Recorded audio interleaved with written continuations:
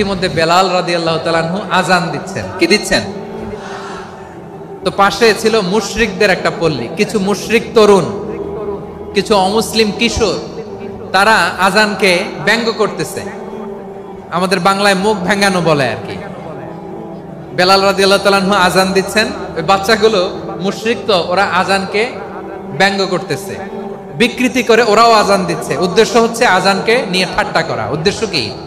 ঠাট্টা করা। ব্যাপারটা মনে কষ্ট পাওয়ার মতো ব্যাপার না?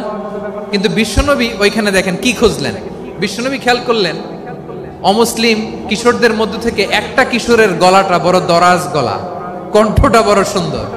খেয়াল করে দেখলেন যে কিছু কিশোর বেলালের আজানকে ব্যঙ্গ করে, বিকৃতি করে, কিন্তু একজনের কণ্ঠ দেখতে পাচ্ছেন না এত দূরে, কিন্তু কণ্ঠটা বড় সুন্দর, দরাজ গলা। বিশ্বনবী সাহাবীদেরকে বললেন, ধরো এগুলারে, ধরো। সবগুলারে ধরে বিশ্বনবীর সামনে আনা হলো। ওরা হাঁটু গেড়ে বসলো। বিশ্বনবী বললেন, তোমাদের মধ্যে কে যেন ব্যঙ্গ করে আজান দিচ্ছিল, তার গলাটা বড় উঁচু, গলার বেসটা বড় মজবুত, মেলোডিয়াস, সুমধুর কণ্ঠ। কে? আবু মাহজুরা বলে, আমার বন্ধুরা সবাই আমার দিকে আঙ্গুল দেখায়, আমি পড়ে গেছি বিপদে। রাসূল সাল্লাল্লাহু আলাইহি ওয়াসাল্লাম বাকি অমুসলিম তরুণদেরকে ছেড়ে দিলেন, বললেন তোমরা যাও। এবার আবু মাহজুরারে পাইছে। আবু মাহজুরার চুলের মধ্যে হাত দিলেন বিশ্বনবী, মাথায় হাত দিয়ে বললেন, এবার আজান দাও দেখি। আবু মাহজুরা বলে, আমি তো আজান দিতে জানি না, কারণ আমি তো বেলালেরটা শুইনা দিছি, আমার তো মুখস্থ নাই, আমি তো আজান দিতে জানি না। বিশ্বনবী বললেন, জানো না? তাহলে আসো, আমি তোমারে শিখাই দেই। সুবহানাল্লাহ পড়ে। আবু মাহজুরা হাঁটু গেড়ে বসে, বিশ্বনবীর মোবারক হাত আবু মাহজুরার চুলের মধ্যে। বিশ্বনবী আজানের মুআল্লিম আবু মাহজুরাকে বলতেছে, ঠিক আছে তোমারে শিখাই দিচ্ছি, আমি যা যা বলবো আমার সাথে সাথে বলো, পারবা? আবু মাহজুরা বলে, পারবো। বিশ্বনবী আজান দিচ্ছেন মাথায় হাত দিয়ে, আল্লাহু আকবার, আল্লাহু আকবার। আবু মাহজুরা এই বাক্যটা পড়লেন। বিশ্বনবী দ্বিতীয় বাক্য পড়তে আরম্ভ করলেন,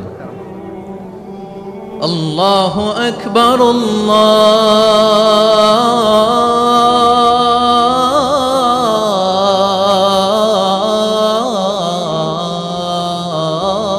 আল্লাহু আকবার। আবু মাহজুরা এই বাক্যটাও বললেন। বিশ্বনবী আবু মাহজুরার মাথার মধ্যে হাত দিয়ে তৃতীয় বাক্য বললেন, আশহাদু আল্লা ইলাহা ইল্লাল্লাহ,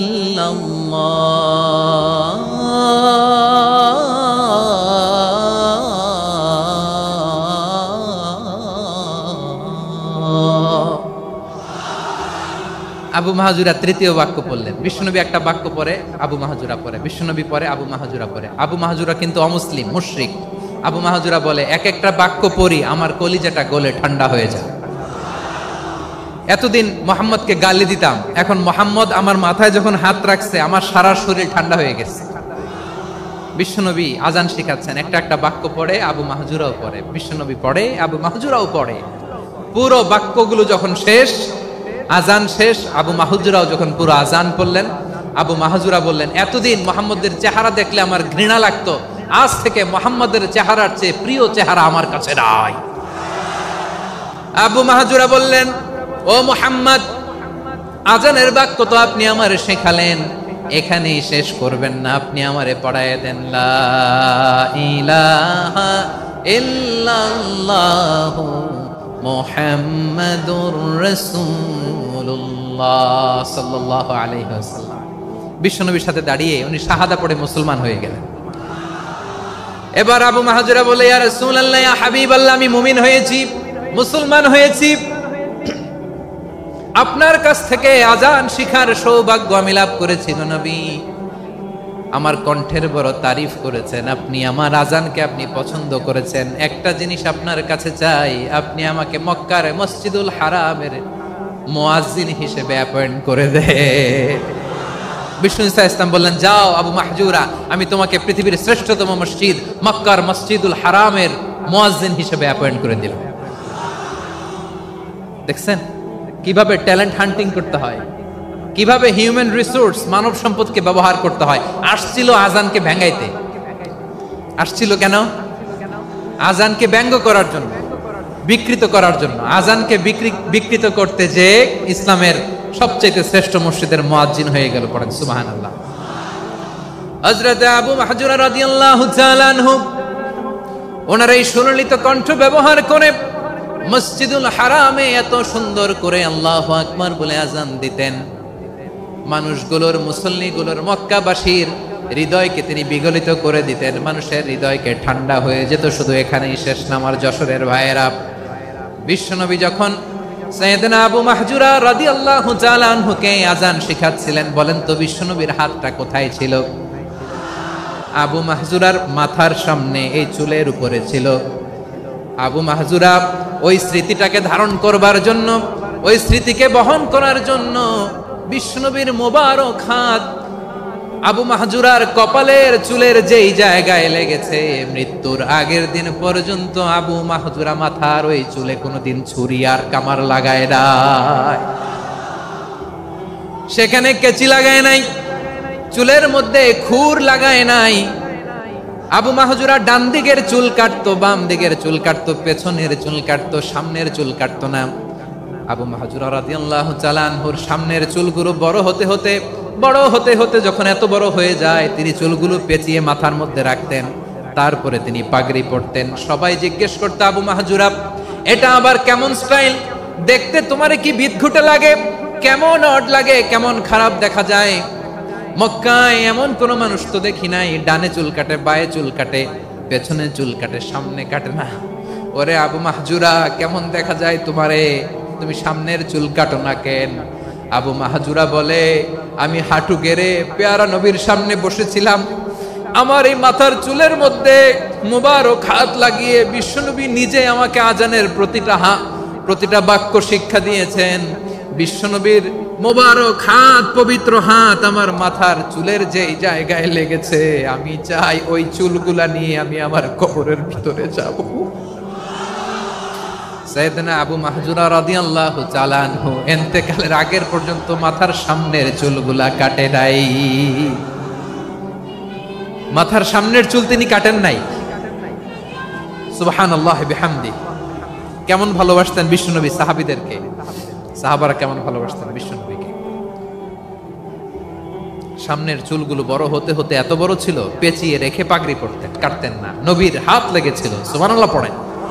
বিশ্বনবীর ইন্তেকালের পরে সাইয়েদনা আবু বকর রাদিয়াল্লাহু তাআলা আনহু যখন খলিফা হয়ে আসলেন, কোরআনকে সংকলনের দায়িত্ব দেয়া লাগবে, কোন সাহাবীকে দিবেন? সব সাহাবারা মিলে পরামর্শ করলেন। সাইয়েদনা আবু বকর, ওমর সবাই মিলে এই বিশাল কোরআন সংকলনের গুরু দায়িত্ব বিশ্বনবীর ব্যক্তিগত সচিব, বিশ্বনবীর দুভাষী, বিশ্বনবীর সিলেক্ট করাই লোক যায়েদ ইবনে সাবিত রাদিয়াল্লাহু তাআলা আনহুকে দিয়েছে। কোরআনের কপি তো আজকে এখানে রাখে নাই। এই যে আজকের যে কোরআন পড়েন, এটা আগে এরকম ছিল না। কোরআন নাজিল হলে সাহাবারা চামড়ার, ওটের চামড়ায় লিখে ফেলতো, ওটের চ্যাপ্টা হাড্ডির মধ্যে লিখে ফেলতো, গাছের গুড়ির মধ্যে লিখে ফেলতো। বিভিন্ন জনের কাছে ছড়ানো ছিটানো ছিল। আবু বকর রাদিয়াল্লাহু তাআলা আনহু একসাথে করলেন, পরবর্তীতে উসমান রাদিয়াল্লাহু তাআলা আনহু একসাথে করলেন 114 সূরার। এখন এই মুসহাফ, এই কম্পাইলেশন, এই কপি আমরা পেয়েছি, যার হিউজ কন্ট্রিবিউশন ছিল। এই পুরো কোরআন কম্পাইলেশনের প্রজেক্ট ম্যানেজার ছিল যায়েদ বিন সাবিত রাদিয়াল্লাহু তাআলা। কোরআন কম্পাইলেশনের প্রজেক্ট ম্যানেজার। দেখেন, উনারে মাথায় হাত দিয়ে আজান শিখায় নাই। সুবহানাল্লাহ কইবেন না? তাহলে প্রথম সাহাবী আবু মাহজুরাকে মুয়াজ্জিন বানাইলেন, যায়েদ বিন সাবিতকে ব্যক্তিগত সচিব আর দোভাষী বানালেন, মুসআব ইবনে উমাইর রাদিয়াল্লাহু তাআলা আনহুকে ইসলামের প্রথম অ্যাম্বাসেডর বানালেন। তাহলে তৃতীয় সাহাবীর নাম মুসআব। কি নাম? He was the first ambassador in Islam. ইসলামের প্রথম ডিপ্লোম্যাট, প্রথম কূটনৈতিক, ইসলামের প্রথম কূটনৈতিক, ইসলামের প্রথম ডিপ্লোম্যাট, প্রথম অ্যাম্বাসেডর মুসআব ইবনে উমাইর।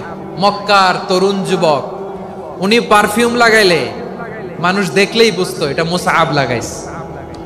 এমন ড্যাশিং ফেসের ছিল, এমন স্মার্ট ড্যাশিং ফেস, এমন পার্সোনালিটির মানুষ ছিল মুসআব রাদিয়াল্লাহু তাআলা। কারণ যিনি ইসলামের স্পোকম্যান হবেন, মুখপাত্র হবেন, তার স্মার্ট হওয়ার দরকার আছে না নাই? আকাবার প্রথম শপথ যখন হলো, তাদের সাথে বিষ্ণু ঈসা ইসলাম মদিনাতে একজন মুখপাত্র পাঠালেন, ডিপ্লোম্যাটকে পাঠালেন, অ্যাম্বাসেডর অফ ইসলাম। তিনি হচ্ছেন মুসআব ইবনে উমাইর। পড়েন সুবহানাল্লাহ। বিশ্বনবী দেখলেন সে অনেক স্মার্ট, তার ডেডিকেশন আছে, সিনসিয়ারিটি আছে, এবং মদিনায় যে আউস খাজরাজ গোত্রের নেতাদের সাথে ডিল করতে হবে, ইহুদিদের সাথে ডিল করতে হবে, ওখানে একজন পাক্কা জানু খেলোয়াড়ের দরকার আছে না নাই? মুসআব ইবনে উমাইর রাদিয়াল্লাহু তাআলা আনহু, ওনাকে বিষ্ণু ঈসা ইসলাম চুজ করলেন। এবং বিষ্ণু ঈসা ইসলামের এই চুজিংটা, এই সিলেকশনটা এত সুন্দর ছিল, তিনি মদিনাতে যে বিশ্বনবী আসার আগেই মদিনার জমিনকে তিনি উর্বর করে ফেলছেন। প্রতিটা ঘরে ঘরে কালিমার দাওয়াত তিনি পৌঁছায় দিচ্ছেন। জুমার বিধান নাজিল হয়েছে, কিন্তু মক্কায় পরিবেশ নাই জুমা পালনের। বিষ্ণু ঈসা ইসলাম একজনকে দিয়ে খবর পাঠালেন, যাও মদিনায় মুসাবকে যে বলো, মুসাব তো আমার শিক্ষক, আমার স্পোকম্যান, মদিনাতে যেন তারা জুমা কায়েম করে। বিশ্বনবীর আগেই মুসাব মদিনার মুসলিমদেরকে নিয়ে মদিনায় প্রথম জুমা কায়েম করে ফেলছে। কোন সুবহানাল্লাহ। ডিপ্লোম্যাটদের কেমন হইতে হয়, অ্যাম্বাসেডরের কেমন হইতে হয়, মুসআব রাদিয়াল্লাহু তাআলা আনহুর কাছ থেকে শিখে নাও। মুসআব নামটা কেমন লাগে? যশোর যাদের সন্তান হবে, ছেলে সন্তান, আমার রাস্তায় পাইলে সবাই জিজ্ঞেস করে, হুজুর একটা নাম দেন, আমার ছেলে হবে। যশোরবাসীর জন্য আমি একটা নাম দিয়ে দিলাম, নাম রাখতে হবে মুসআব। কি নাম? নামটা যাদের ভাল লাগে, ছেলে সন্তান অনাগত আসবে, মনে চাইলে নাম রেখে দিবেন মুসআব রাদিয়াল্লাহু তাআলা আনহুর নামে মুসআব। তাহলে মুসআব রাদিয়াল্লাহু তাআলা আনহুকে বিশ্বনবী ল্যাঙ্গুয়েজ শিখান নাই, সফট স্কিল শিখান নাই। যায়েদ রাদিয়াল্লাহু, তিনি হিব্রু ল্যাঙ্গুয়েজ শিখেছেন, সুরিয়ানি শিখেছেন, কিন্তু মুসআবকে তিনি বানিয়েছেন the spokesman of Islam, the first diplomat, the ambassador of Islam. সুবহানাল্লাহ পড়বেন না? আব্দুল্লাহ ইবনে আব্বাস রাদিয়াল্লাহু তাআলা আনহু, বিশ্বনবীর কাজিন, চাচাতো ভাই। আবার মাইমুনা রাদিয়াল্লাহু তাআলা আনহু, মাইমুনা নবীর স্ত্রী, তিনি ছিলেন আব্দুল্লাহর আপন খালা। তো নবীর বউ যদি ওনার খালা হয়, নবী তার কি? বুঝে নাই, নবী তার কি? খালু। তাহলে সম্পর্ক অনেক গভীর, কাজিন আবার খালু। ছোট্ট মানুষ, তাই রাতে মাঝে মাঝে ঘরে থাকতো। বিশ্বনবী দেখলেন আব্দুল্লাহ যেহেতু আমার ঘরে ঢুকতে পারে, আব্দুল্লাহরে এই উম্মতের বড় শিক্ষাবিদ বানাইতে হবে। কথা বোঝে নাই? আব্দুল্লাহকে কি বানাইতে হবে? শিক্ষাবিদ, এডুকেটর অফ দিস উম্মাহ, এই উম্মার শিক্ষাবিদ বানাইতে হবে। তাই আব্দুল্লাহ ইবনে আব্বাসকে বিশ্বনবী হাতে কলমে শিক্ষা দিয়েছেন। আহারে, আর এরপরে যে কি ভাষা আসবে তোমাদের জন্য আমার মুখ থেকে আমি নিজেও জানি না। 1 ঘন্টা যাবত ধাক্কা ধাক্কি মারামারি। তো আসতে বলছে কে তোমাকে? পেছনে চলে যাও, জায়গা না পেলে। পুরো প্রোগ্রামটাই নষ্ট করে দিল।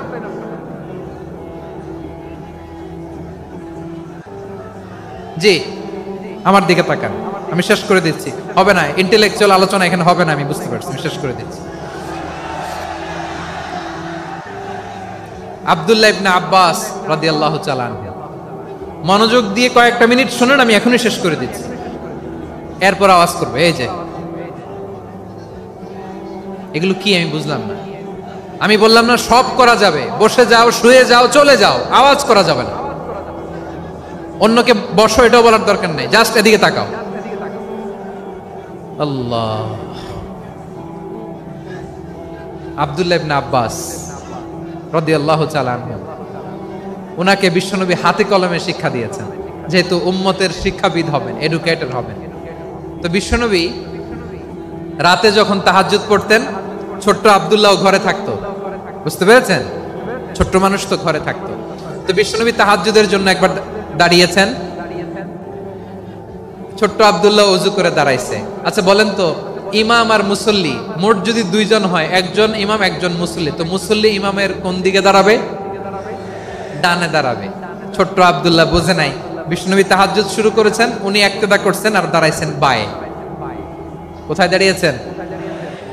আব্দুল্লাহ বলেন, যখন আমি বায়ে দাঁড়ালাম, আখাযা রাসূলুল্লাহ সাল্লাল্লাহু আলাইহি ওয়াসাল্লাম উযুনি আল ইউমনা ইয়াফতিলুহা, বিশ্বনবী নামাজরত অবস্থায় আমার কান ধরে টেনে আমার ডান দিকে এনে দাঁড় করায় দিলেন। পড়েন সুবহানাল্লাহ। দেখেন, হাতে কলমে শিক্ষা। আর জীবনে ভুল হবে? কথা কয় না, আর ভুল হবে? আর ভুল হবে না। এভাবে বিশ্বনবীর অনেক সঙ্গ পেয়েছেন। সফর করেছেন, একই বাহনে বসেছেন, এক বাহনে বসে লম্বা নাসিহত করেছেন, বলেছেন ইয়া গোলাম ইহফাদিল্লাহ ইয়াহফাজকা ইহফাদিল্লাহ তাজিদহু তুজাহাক ইযা সাআলতা ফাসআলিল্লাহ ওয়া ইযা ইসতাআনতা ফাসতাইন বিল্লাহ। আল্লাহর বিধান মানো, আল্লাহর বিধান রক্ষা করো, আল্লাহ তোমায় রক্ষা করবে। আব্দুল্লাহ, চাইতে হলে আল্লাহর কাছে চাও, সাহায্য চাইতে হলে আল্লাহর কাছে সাহায্য চাও। মনে রাখো, গোটা বিশ্বের সবাই যদি তোমার সাহায্য করতে চায় ততটুকুই করতে পারবে যতটুকু আল্লাহ তোমার নসিবে রেখেছে। গোটা বিশ্ব যদি তোমার বিরুদ্ধে ষড়যন্ত্রে দাঁড়িয়ে যায়, ক্ষতি ততটুকু করতে পারবে যতটুকু তোমার জন্য বরাদ্দ আছে, এর বাইরে কিছু করতে পারবে না। আওয়াজ করে বলেন ঠিক কিনা? এভাবে হাতে কলমে শিখিয়েছেন, বিশ্বনবীর সঙ্গ পেয়েছেন। উনাকে বিষ্ণু ইসলাম শিক্ষাবিদ, এডুকেটর অফ দিস উম্মাহ হিসেবে সিলেক্ট করেছেন, হাতে কলমে শিখিয়েছেন। বিশ্বনবী একবার প্রকৃতির ডাকে সাড়া দিয়ে এসেছেন, এখন কি করতে হবে? নামাজের জন্য ওযু করতে হবে। বিশ্বনবী এসেই দেখেন ওযুর বদনায় পানি ভরা, খুশি হয়ে গেলেন, বললেন কে রেখেছে পানি? একজন বলল আব্দুল্লাহ রেখেছে। বিশ্বনবী অত্যন্ত খুশি হলেন, খুশি হয়ে একটা দোয়া করলেন, বললেন আল্লাহুম্মা ফাক্কিহু ফিদ্দীন ওয়া আল্লিমহু তা'ওয়ীল। আল্লাহ, তুমি আব্দুল্লাহকে দ্বীনের বুঝ দিও আর কোরআনের তাফসীর শিক্ষা দিও। বিশ্বনবীর এই দোয়া এমন লাগছে, উনি রাইসুল মুফাসসিরিন, এই পৃথিবীতে যত মুফাসসির ছিল, যত মুফাসসির আসবে, সকল মুফাসসিরের সম্রাট হিসেবে স্বীকৃত হয়েছেন। আব্দুল্লাহ ইবনে আব্বাস, বিশ্বনবী ওনারে আজান শিখান নাই, বিশ্বনবী ওনারে ল্যাঙ্গুয়েজ শিখান নাই, বিশ্বনবী ওনারে অ্যাম্বাসাডর বানান নাই, হাতে কলমে শিক্ষা দিয়েছেন। ছোট্ট মানুষ, বিশ্বনবী ইন্তেকাল করলেন, আবু বকরের সময় গেল, ওমরে ফারুকের খেলাফত, তখনও তিনি তরুণ। ওমরে ফারুক রাদিয়াল্লাহু তাআলা আনহু ওনার ক্যাবিনেট মিনিস্ট্রির বৈঠকে এই আব্দুল্লাহ ইবনে আব্বাসকে পাশ দিয়ে বসায় রাখতেন। বয়স্ক সাহাবারা এটা পছন্দ করতো না, তারা বলতো ঘটনা কি, আব্দুল্লাহর মতো ছেলে নাতি আমাদের আছে, এরা কেন রাখে ওমরে ফারুক? ওমরে ফারুক এটা টের পেলেন, তিনি বুঝতে পারলেন যে ক্যাবিনেট মেম্বাররা এটা পছন্দ করে না, ছোট্ট আব্দুল্লাহরা কেন রাখি, কেন যে রাখি এটা একদিন বুঝাবো। একদিন মিটিং এ তিনি সবাইকে বললেন ইদা জাআ নাসরুল্লাহি ওয়াল ফাতহ। এই আয়াত দ্বারা উদ্দেশ্য কি বলেন তো মুরব্বী সাহাবীরা? এক সাহাবী বলেন এই সূরা দ্বারা উদ্দেশ্য, আল্লাহ বলেছেন আমাদেরকে বিভিন্ন ল্যান্ড, বিভিন্ন এলাকা বিজয় করতে হবে। ওমরে ফারুক বললেন না, হয়নি। আরেকজন বললেন বিজয় হওয়ার পর আমাদের বেশি বেশি আল্লাহর বরত্বের ঘোষণা দিতে হবে, এটা উদ্দেশ্য। ওমরে ফারুক বললেন না, হয় নাই। যারা জিজ্ঞেস করেন কেউ পারে না। সব শেষে বিশ্বনবী ছোট্ট আব্দুল্লাহরে বলেন আব্দুল্লাহ ইদা জাআ নাসরুল্লাহি ওয়াল ফাতহ, এর দ্বারা উদ্দেশ্য কি বলো তো? ছোট্ট আব্দুল্লাহ বলেন হুয়া আজালু রাসূলিল্লাহ। এই আয়াত দ্বারা বিশ্বনবীর বিদায়কে উদ্দেশ্য নেওয়া হয়েছে। ওমরে ফারুক বললেন হাযা হুয়া, এটাই তো সঠিক উত্তর, এটাই সঠিক তাফসীর এই আয়াতের। কারণ ইদা জাআ নাসরুল্লাহি ওয়াল ফাতহ, যখন আল্লাহর সাহায্য আর বিজয় আসবে, ওয়া রাআইতান নাসা ইয়াদখুলুনা ফি দীনিল্লাহি আফওয়াজা, আপনি দেখবেন দলে দলে, ঢলে ঢলে, বানের পানির মতো মানুষ ইসলামের দিকে ঢুকতেছে, ইসলামের বিজয় হয়েছে। তো ইসলামের বিজয়ের মিশন নিয়ে নবী আসছে, বিজয়ী যখন হয়ে গেছে এখন তো নবীর বিদায় হবে। জোরে বলেন ঠিক কিনা? কোন সাহাবী এই সূক্ষ্ম কথাটা ধরতে পারে নাই, ওই আব্দুল্লাহ ছাড়া। আব্দুল্লাহ যখন উত্তর দিছে সব সাহাবীদের টনক নড়েছে। এরপর থেকে কোনো ক্যাবিনেট মিটিং এ আর কোন সাহাবারা কোনো প্রশ্ন করে নাই। আওয়াজ করে পড়েন সুবহানাল্লাহ। বিশ্বনবী আব্দুল্লাহ ইবনে আব্বাসকে দ্য এডুকেটর অফ দ্য উম্মাহ, উম্মার শিক্ষাবিদ হিসেবে গ্রহণ করেছেন। আওয়াজ করে পড়তে হবে আল্লাহু আকবার। সাহাবীদের নামগুলো মনে থাকবে? এক নম্বরে আবু মাহজুরা, মুয়াজ্জিন বানাইছেন। যায়েদ ইবনে সাবিত, দোভাষী, ট্রান্সলেটর অফ প্রফেট, এবং তিনি ছিলেন বিশ্বনবীর ব্যক্তিগত সচিব। Musab ibn Umair, the first ambassador and diplomat of Islam. Abdullah ibn Abbas, এই উম্মার সবচেয়ে বড় এডুকেটর, শিক্ষাবিদ। আরেকজন ছিল আব্দুল্লাহ ইবনে মাসউদ রাদিয়াল্লাহু তাআলা। দুই আব্দুল্লাহ, আব্বাস গেল, আরেকজন হচ্ছে মাসউদ। মক্কার তরুণ, ছাগল পালতো মুশরিকের। বিশ্বনবী আর আবু বকর রাদিয়াল্লাহু তাআলা আনহু একবার গেলেন, যে দেখে এই তরুণ দাঁড়ায় আছে। বিশ্বনবী বলেন আমি খুব ক্ষুধার্ত, তোমার কাছে কি দুধ আছে ছাগলের? আব্দুল্লাহ ইবনে মাসউদ বলে আছে। ওয়ালাকিন আনা মু'তামান, কিন্তু যে দুধ আছে এটা আমানতের, আমি দিতে পারবো না। বিশ্বনবী এইটা শুনেই তার টার্গেট করে ফেলছে। আনা মু'তামান, দুধ আছে কিন্তু এটা আমার মালিকের, আমি তো দরদ দেখাই, আমার মালিকের দুধ আপনি পথিক, আপনারে দিতে পারি না। বিশ্বনবী টার্গেট করে ফেলছেন, এরে আমার কাজে লাগাইতে হবে। বিশ্বনবী বলেন আচ্ছা ঠিক আছে, দুধ দিও না, কিন্তু এমন ছাগি আছে কিনা যেই ছাগির সাথে কোনো ছাগলের মিলন হয় নাই, তার ওলানে দুধও আসে নাই, বাচ্চাও নাই? এরকম ছাগির থেকে যদি আমি দুধ খাই তাহলে তো সমস্যা নাই। বলতেছে এরকম ছাগির থেকে দুধ খেলে সমস্যা নাই, কারণ এরকম ছাগির ওলান থেকে দুধ আসবেও না। বলতেছে ঠিক আছে, এরকম একটা ছাগি নিয়ে আসা হলো। বিশ্বনবী বিসমিল্লাহ বলে ওই ছাগির ওলানে হাত দিলেন। হাত দিতে দেরি, পুরো ওলানটা দুধে ভরে যেতে দেরি হয় না। বিশ্বনবী আর আবু বকর রাদিয়াল্লাহু তাআলা আনহু দহন করে পেট ভরে খেলেন। এই দৃশ্য আব্দুল্লাহ ইবনে মাসউদের হৃদয়ে দাগ কাটলো। এই মুজিজা দেখে তিনি বললেন আশহাদু আল্লা ইলাহা ইল্লাল্লাহ ওয়া আশহাদু আন্না মুহাম্মাদুর রাসূলুল্লাহ। তিনি ষষ্ঠ মুসলিম ছিলেন, 6 নম্বর মুসলমান। ওনাকে টার্গেট করে বিশ্বনবী দেখলেন এমন ইন্টেলেকচুয়াল ব্রেন, উনি সূক্ষ্ম সূক্ষ্ম জিনিস বুঝে বেশি, ফিকহি জ্ঞান ওনার মধ্যে বেশি। বিশ্বনবী ওনাকে কোরআনের জ্ঞান শিক্ষা দিতে লাগলেন। উনি বিশ্বনবী সবার কাছে কোরআন শোনায়, কিন্তু বিশ্বনবী নিজে আব্দুল্লাহ ইবনে মাসউদের কাছ থেকে কোরআন শুনতো। বিশ্বনবী একবার বললেন ইকরা আলাইয়া ইয়া মাসউদ। ইবনে মাসউদ একবার শোনাও তো কোরআন দেখি। আব্দুল্লাহ ইবনে মাসউদ বলে আকরাউ আলাইকা ওয়া আলাইকা উনজিল। নবী আপনার উপর কোরআন নাজিল হয় আর আমি আপনার সামনে কোরআন পড়ব। বিশ্বনবী বললেন ইন্নী উহিব্বু আন আসমাআহু মিন গায়রি। আমি নিজে পড়তে যেমনি ভালোবাসি, অন্যে পড়ুক আমি শুনবো, এটাও আমি ভালোবাসি। সূরা নিসা তিনি তেলাওয়াত করে শুনিয়েছেন। এমন সূক্ষ্ম সূক্ষ্ম বিষয় বিশ্বনবী উনাকে ধরিয়ে দিয়েছেন। উনি হয়ে গিয়েছেন আব্দুল্লাহ ইবনে আব্বাস, হয়েছেন রাইসুল মুফাসসিরিন, উনি হয়ে গিয়েছেন ফাকিহুল উম্মাহ। ওনার চাইতে বড় ফকি এই পৃথিবী আর দেখবে না। চিল্লায় বলেন সুবহানাল্লাহ। উনি বলতেন ওয়াল্লাহি ওয়াল্লাহি ইল্লাযী লা ইলাহা গায়রু মা উনজিলাত সূরাতুন ইল্লা ওয়া আনা আ'লামু আইনা উনজিলাত ওয়া ফীমা উনজিলাত।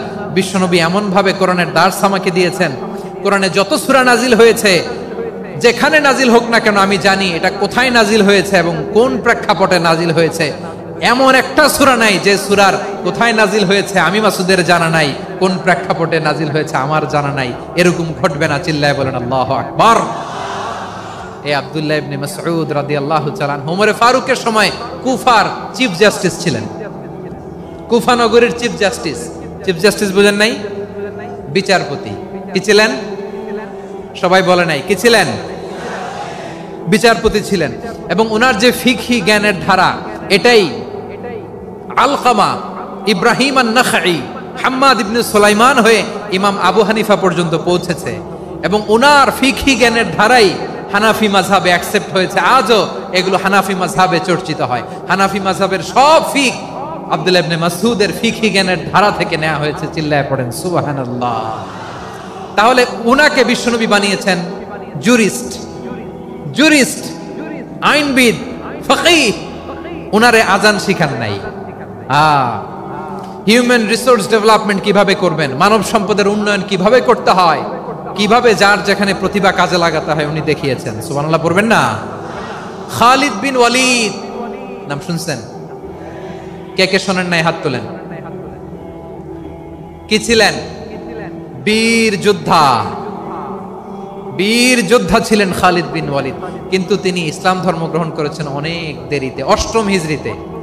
তার মানে 8ম হিজরির আগে উনি মুশরিকদের পক্ষে লড়াই করেছেন। ওনার হাতে কত মুসলিম সাহাবী যে নিহত হয়েছে হিসাব নাই। বিশ্বনবী টার্গেট করে রাখছে, তুমি আমাদের মুসলিমদের এত ক্ষতি করলা, তুমি যখন মুসলমান হবা তোমারে দিয়ে আমি এমন কাম করামু যে এটা আর কেউ করতে পারবে না। সুবহানাল্লাহ নাই? খালিদ বিন ওয়ালিদ রাদিয়াল্লাহু তাআলা 8ম হিজরিতে মুসলিম হয়েছেন, মক্কা বিজয়ের আগে। তো মক্কা বিজয়ের আগে যখন মুসলিম হয়েছেন, এর আগে কি করছেন? কাফিরদের সাথে যুদ্ধ করেছেন। উনি উহুদের যুদ্ধে মুসলমানদের যে পরাজয় ভাব, কঠিন পরিস্থিতির মুখোমুখি উনার কারণে পেছন থেকে এমন আতর্কিত আক্রমণ করেছেন, মুসলমানদেরকে কচুকাটা করেছেন। 8ম হিজরিতে আল্লাহ তাআলা হেদায়েতের নূর দিয়ে ওনার হৃদয়টাকে উজালা করে দিলেন। লা ইলাহা এটা এমন বাণী যার হৃদয়ে একবার টাচ খাবে, এইটা থেকে সে আর পালিয়ে বেড়াতে পারে। ঝিনুকের ভেতর লুকিয়ে থাকে যেমন মতি, ঝিনুকের ভেতর লুকিয়ে থাকে যেমন মতি, কলমা শাহাদাতে আছে আল্লাহর জ্যোতি, কলমা শাহাদাতে আছে আল্লাহর জ্যোতি। ঠিক কিনা বলেন? মক্কা বিজয়ের আগে মুসলিম হলেন, হওয়ার পরেই বিশ্বনবীর টার্গেট ফুলফিল হলো। ওই যে টার্গেট করে রেখেছেন আর দোয়া করেছেন, খালিদ বিন ওয়ালিদ যদি মুসলিম হয় তাকে আমি মিলিটারি চিফ বানাবো। ওনাকে আজান শিখান নাই, ওনারে কান ধইরা নামাজের এই মাথা থেকে ওই মাথা আনান নাই, ফিকহি কোরআনের সূক্ষ্ম তাফসীর ওনারে শিখান নাই, অ্যাম্বাসেডর বানান নাই। বিষ্ণু ইসলাম উনাকে সামরিক অভিযানে প্রেরণ করেছেন। সামরিক অভিযানে তিনি প্রেরণ করেছেন। উনার জীবদ্দশায় উনার নেতৃত্বে যতগুলো যুদ্ধ হয়েছে, একটা যুদ্ধেও তিনি পরাজয় বরণ করেন নাই। ওমরে ফারুকের সময়কালে তিনি চিফ অফ মুসলিম মিলিটারি, মানে মুসলিম সেনাপতি হয়েছেন। যশোর আওয়াজ করো, ঠিক কিনা বলো? সেনাপতি, মুসলিম সেনাপতি। তাহলে কিভাবে হিউম্যান রিসোর্স ব্যবহার করতে হয় গোটা বিশ্ব আমার নবীর কাছ থেকে শিখে নাও। খালিদ বিন ওয়ালিদ, ওনাকে বিশ্বনবী একটা উপাধি দিয়েছেন। উপাধিটা হচ্ছে সাইফুল্লাহিল মাসলুল, আল্লাহর নাঙ্গা তরবারি, আল্লাহর খোলা তরবারি, দ্য ওপেন সোর্ড অফ আল্লাহ। খালিদ বিন ওয়ালিদ মুসলিম সেনাপতি। হাসান বিন সাবেত নাম শুনছেন? দেখি উনি কি ছিল বলেন। রাসূলের সভা কবি, কালচারাল হিজিমনিকে ডিফিট করার জন্য। উনি ভালো অস্ত্র চালানো জানতেন না, ওই কাজে উনি যেতেন না। ওনার ছিল কাব্য প্রতিভা। কাব্য প্রতিভা, কাফিররা কবিতা দিয়ে নবীকে গালি দিত। বিশ্বনবী বলতেন, ইয়া হাসান আজিব আন রাসূলিল্লাহ, তুমি নবীর হয়ে কাফেরদের এই কথাগুলোর জবাব দাও। বিশ্বনবীর একটা মিম্বার ছিল। বিশ্বনবীর মিম্বারের পাশাপাশি মসজিদে নববীতে এই হাসান বিন সাবেতের জন্য বিশ্বনবী একটা স্পেশাল মিম্বার বানিয়ে দিয়েছেন। এখান থেকে তুমি জবাব দাও। এবং বিশ্বনবী বলেছেন, আল্লাহুম্মা আইয়িদহু বিরূহিল কুদুস। আল্লাহ, হাসান আমার পক্ষে জবাব দেয়, তুমি জিব্রাইল মারফত তাকে সাহায্য পাঠাইয়া দিও। রাসূল সাল্লাল্লাহু আলাইহি ওয়াসাল্লামের সভা কবি, the poet of the prophet, নবীর কবি। উনি কবিতা দিয়ে, এমন উচ্চাঙ্গের ভাষায় কবিতা দিয়ে তিনি জবাব দিতেন, কাফিরদের গা শিহরে যেত, তাদের হৃদয়ে আগুন ধরে যেত। তাহলে এরকম কবিরও দরকার আছে না নাই? এখন যাকে আল্লাহ দিছে কাব্য প্রতিভা, এরা যদি আপনি যুদ্ধের ময়দানে পাঠান হবে? যারে দিছে সুরেলা গলা, এরা যদি অ্যাম্বাসেডর বানান হবে না। হাসান বিন সাবেত ছিলেন বিষ্ণু ইসলামের কবি। হুযায়ফা ইবনুল ইয়ামান বিশ্বনবীর গোয়েন্দা বিভাগের প্রধান। কিসের প্রধান? হুযায়ফা ইবনুল ইয়ামান। ওনার ছিল ডিটেকটিভ মাইন্ড, ডিটেকটিভ মাইন্ড, গোয়েন্দা বিভাগের প্রধান। এবং উনি হচ্ছেন সাহিবু সিররি রাসূলিল্লাহ, রাসূল সাল্লাল্লাহু আলাইহি ওয়াসাল্লামের গোপন তথ্যের ধারক বাহক। নবীর যেই কথা কেউ জানে না, সব হুযায়ফার পেটের ভিতরে ছিল। সুবহানাল্লাহ পড়েন। মদিনার যত ইহুদি, ইহুদিদের একটা লিস্ট ছিল। এই লিস্ট শুধু দুইজন জানতো, বিশ্বনবী আর হুযায়ফা। সুবহানাল্লাহ পড়বেন না? তাহলে ওনাকে কোন দায়িত্ব দিছে? কোন বিভাগ? যশোর আওয়াজ করো, কোন বিভাগ? গোয়েন্দা বিভাগের হেড ছিল। খন্দকের যুদ্ধে প্রচন্ড আজকের মতো শৈত্য প্রবাহ, মাটি খনন করতে করতে সাহাবীদের পেটে ক্ষুধা নাই, দাঁড়াইতে পারে না নামাজের জন্য, এত ক্লান্ত, ক্ষুধা, ক্লান্ত, শ্রান্ত। বিশ্বনবী বললেন, কে আছো? এই কঠিন শীত, এই ভয় আর ক্ষুধার মধ্যেও খন্দকের পরীক্ষার টপকে শত্রু শিবিরে যে আমাকে তথ্য দিবা, কে আছো? কারো গায়ে শক্তিই নাই যে দাঁড়াবে, কেউ দাঁড়ায় না। বিশ্বনবী তখন নিজে হুযায়ফাকে ডাক দিলেন, হুযায়ফা, যে আমাকে আজকে শত্রু শিবিরের তথ্য এনে দিবে, সে জান্নাতে আমার মোরাফাকা, আমার সঙ্গী হবে। হুযায়ফা রাদিয়াল্লাহু ইবনুল ইয়ামান জীবনের ঝুঁকি নিয়ে এই ক্ষুধা, শৈত্য প্রবাহ, কোল্ড ওয়েভস কে উপেক্ষা করে পরীক্ষা টপকে শত্রু শিবিরে যে সবার কথাগুলো চুপে চুপে শুনে বিশ্বনবীর দরবারে এসে গোয়েন্দাদের মতো তথ্য সরবরাহ করেছে। বিশ্বনবীর গোয়েন্দা বিভাগের প্রধান হুযায়ফা ইবনুল ইয়ামান ইন্টেলিজেন্স বিভাগ চালাতেন। মুনাফিকদের নাম ওনার কাছে ছিল। মুআয ইবনে জাবাল মদিনা রাষ্ট্রের সবচেয়ে সিনিয়র আমলা ছিলেন।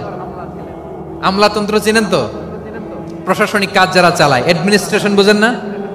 The department of administration. মদিনার রাষ্ট্রের সিনিয়র আমলা মুআয ইবনে জাবাল মুতাখাসসিসুন ফিল হালাল ওয়াল হারাম, হালাল হারামের স্পেশালিস্ট ছিলেন। বিশ্বনবী উনাকে ইয়ামানের গভর্নর করে পাঠিয়েছেন। বলেছেন, ইন্নাকা তা'তি কওমান আহলা কিতাব, এমন গোষ্ঠীর কাছে যাবা যারা ইহুদি নাসারা। আগে শাহাদা পড়লে এরপরে নামাজের দাওয়াত দিও, নামাজ পড়লে যাকাতের দাওয়াত দিও। গভর্নরের অ্যাটিটিউড যেমন থাকে তেমন অ্যাটিটিউড ধরে রেখো। সুবহানাল্লাহ পড়েন। তাহলে মুআয ইবনে জাবালকে দিয়ে বিশ্বনবী কবিতা লেখায় নাই, চিঠি লেখায় নাই, আজান দেওয়ায় নাই। সুবহানাল্লাহ পড়বেন না?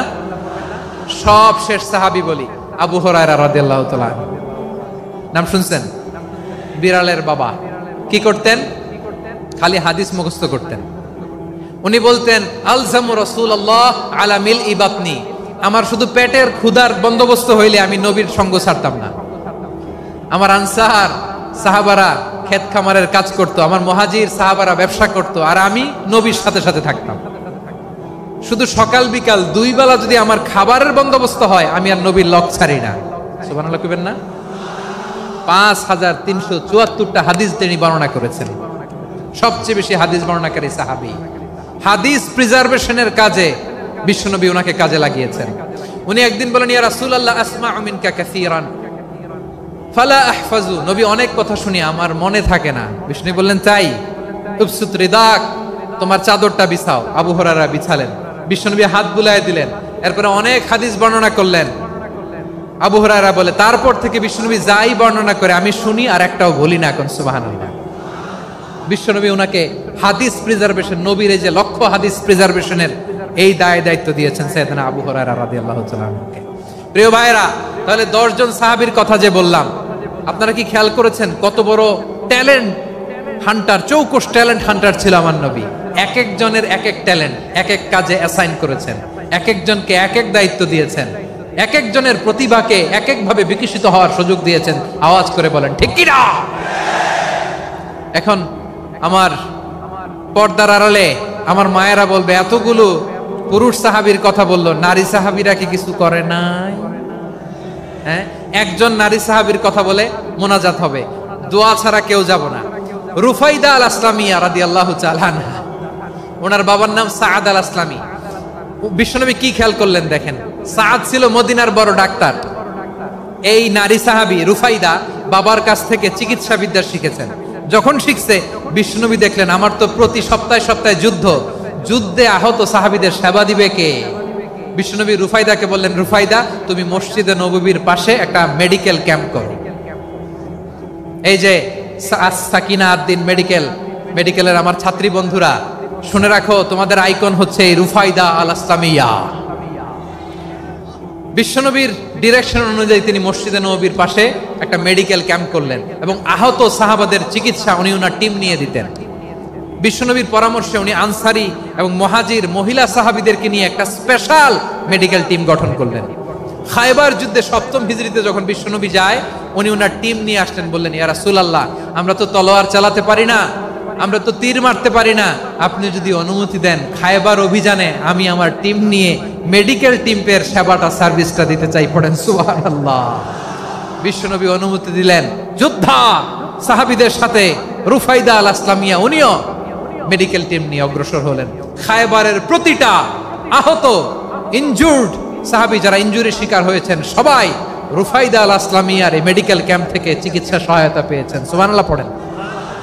দেখেন কিভাবে বিশ্বনবী ট্যালেন্ট বাছাই করতেন। আপনি অবাক হবেন, বাহরাইনের মেডিকেল ইউনিভার্সিটিতে রুফাইদা আল আসলামিয়া মেডিকেল প্রাইজ অ্যাওয়ার্ড প্রতি বছর দেয়া হয়।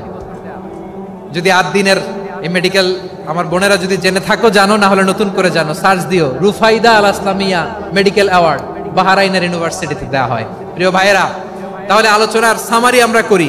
বিশ্বনবী যার যেখানে ট্যালেন্ট তাকে ওইখানে কাজে লাগাতেন। আওয়াজ করে বলেন ঠিক কিনা? এবার একটা ইন্টারভিউ হবে, আওয়াজ করে বলেন, আবু মাহজুরাকে বিশ্বনবী কি বানাইছেন? হ্যাঁ, ভুলে গেছেন? সামনের চুলে হাত দিয়ে বিশ্বনবী কি সুন্দর গলায় আজান শিখালেন। মুয়াজ্জিন যায়েদ বিন সাবিতকে একাডেমিক প্রজেক্টের দায়িত্ব দিয়েছেন, তিনি ছিলেন বিশ্বনবীর দোভাষী ব্যক্তিগত সচিব। Musab ibn Umair the first ambassador of Islam, Abdullah ibn Abbas উম্মার বড় শিক্ষাবিদ মুফাসসির, আব্দুল্লাহ ইবনে মাসউদ ছিলেন জুরিস্ট। কি ছিলেন? জুরিস্ট ছিলেন, এই উম্মার সবচেয়ে বড় জুরিস্ট। খালিদ বিন ওয়ালিদ সেনাপ্রধান। হাসান বিন সাবিত ছিলেন বিশ্বনবীর সভাকবি। কি ছিলেন? বিশ্বনবীর সভাকবি ছিলেন। এরপরে হুযায়ফা ইবনুল ইয়ামান কি ছিলেন? গোয়েন্দা বিভাগের প্রধান। মুআয ইবনে জাবাল কি ছিলেন? সিনিয়র আমলা। ইয়ামানের গভর্নর। আবু হুরায়রা রাদিয়াল্লাহু তাআলা আনহু হাদিস প্রিজার্ভেশনের কাজ করেছেন। আর আমাদের রুফাইদা আল আসলামিয়া রাদিয়াল্লাহু তাআলা আনহা কি ছিলেন? নার্স ছিলেন। নার্স হয়ে মেডিকেল সেবা দিয়েছেন। প্রিয় ভাইয়েরা, পুরো আলোচনার যদি সামারি করি তাহলে বিশ্বনবী যেভাবে হিউম্যান রিসোর্সকে ম্যানেজ করেছেন, যার যেখানে প্রতিভা কাজে লাগিয়েছেন, আমরাও যদি করি আমাদের বাংলাদেশের চিত্র আমরা পাল্টে যেতে পারবো। আমরা শুরুতে শুনেছি মানুষের আছে অসীম সম্ভাবনা, প্রতিটা মানুষ অনন্য, যত্ন নিলে, যথাযথ পরিচর্যা করলে মানুষ বিশ্ব জয় করতে পারে, ঠিক কিনা? আমাদের হাফেজে কোরআনের সামনে দাঁড়াতে পারে এমন কোন হাফেজে কোরআন আল্লাহর জমিনে জন্ম হয় নাই, গোটা বিশ্ব কাঁপিয়ে তারা সেরা।